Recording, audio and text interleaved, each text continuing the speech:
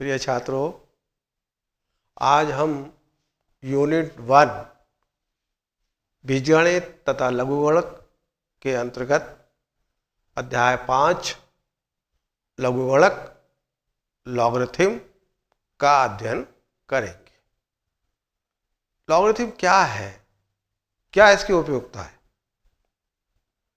Logarithm एक ऐसा method है जिसकी सहायता से गुणा तथा भाग की जटिलतम क्रियाओं को बहुत आसानी से, सुगमता से हल कर सकते हैं। यदि आपसे कहा जाए कि 2 की घात 50 का मान निकालिए, तो एक छात्र को इसको मतलब 2 को 50 बार गुणा करके लिखने में बहुत टाइम लग जाएगा, गलती होने की संभावना बनी रहेगी। परंतु ये लघुगणक ऐसी अभिक्रियाओं को बहुत सुविधा से कर देता है, क्योंकि लघुगणक के अंतर्गत गुणा एवं भाग जैसी जटिल अभिक्रियाओं को योग और घटाने में तब्दील कर दिया गया है। मतलब गुणा तब्दील हो जाती है जोड़ में और भाग तब्दील हो जाता है घटाने में, जिसको कि आप बड़ी आसानी से कर सकते हैं। इसका अध्ययन आप करेंगे पूरे अध्याय के अंतर्गत। इसकी खोज स्कॉटलैंड निवासी नेपियर ने की थी। इस अध्याय को पढ़ने के लिए हमें सबसे पहले घातांकों के नियम संबंधी लेसन को पढ़ना होगा। अतः आपको सबसे पहले घातांक से परिचित कराया जाएगा। घातांक मतलब मीन्स पावर।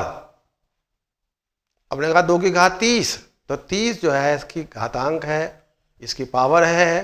तो इसके लिए हमें कुछ नियमों की आवश्यकता होती है, तो एक एक करके आपको बताए जाएंगे। Laws of exponents. Number 1, a की घात m इंटू a की घात n बराबर a की घात m प्लस n। क्या मतलब है? गुणा करने की क्रिया में गुणा करते समय जो घातांक होती है वो जोड़ दी जाती है, गुणा करने वाली जोड़ दी जाती है। इसी प्रकार से नंबर 2, अगर भाग करना है a की घात m भाग a की घात n, तो जो घातांक है वो घटा दी जाएंगी a की घात m माइनस n।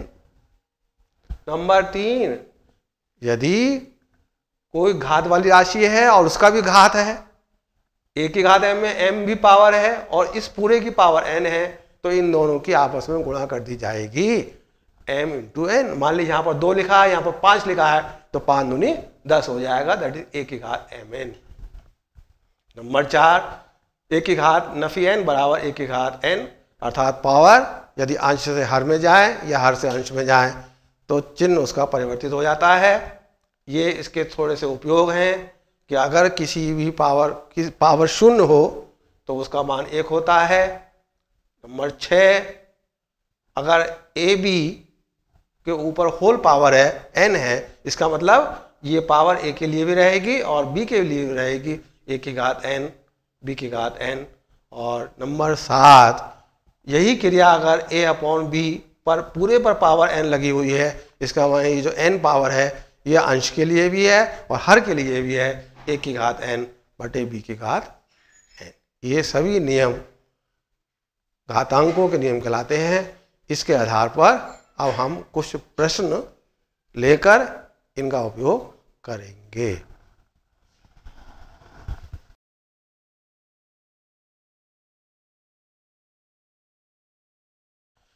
अब हम उसी क्रम में आगे बढ़ते हुए nवां मूल, nth रूट समझेंगे। एक छोटा सा उदाहरण लेते हैं। ये कहा जाए कि 9 का वर्गमूल निकालिए।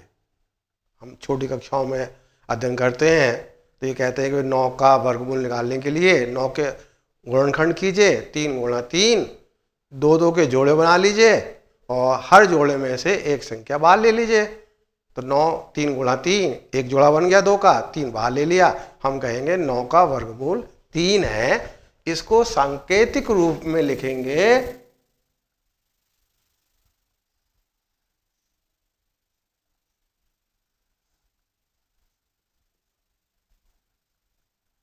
ये इसका सांकेतिक रूप है, जिसमें ये जो चिन्ह है ये कर्णी चिन्ह कहलाता है। कर्णी चिन्ह, कर्णी का चिन्ह कहलाता है ये, इसे कर्णी कहते हैं। इस थोड़ा सा और ऊपर चलें, हमने कहा 125 का घनमूल निकालिए।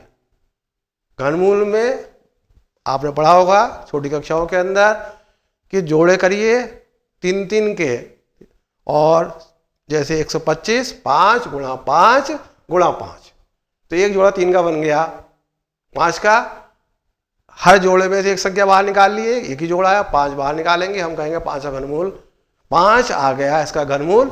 इसको सांकेतिक रूप में देखिए कैसे लिखते हैं, 125 और यहां पर 3 लिखा जाएगा। अगर कुछ नहीं लिखा है तो उसको हम वर्गमूल पढ़ लेते हैं, और अगर 3 लिखा है तो घनमूल पढ़ेंगे। 5 इंटू 5 इंटू 5, 3 है यहां पर, जोड़े बन गए तो ये आ गया 5,